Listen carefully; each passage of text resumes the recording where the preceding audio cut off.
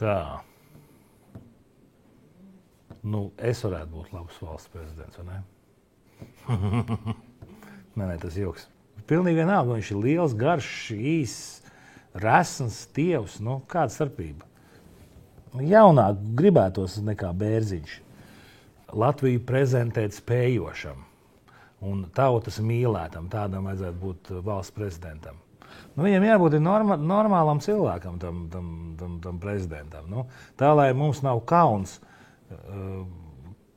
tad, kad šis cilvēks kaut kur publiski pārstāv mūsu valsti un mūsu tautu. Nu, man liekas, tādam vajadzētu būt šim cilvēkam.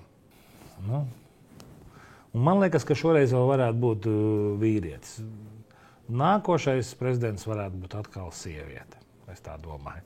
Nu, vai kaut kādu līdzsvaru vajag. Mums te kaut kā pie teikšana šobrīd baigi daudz sievietes ir. Varētu būt pārveids, bet arī viens džeks.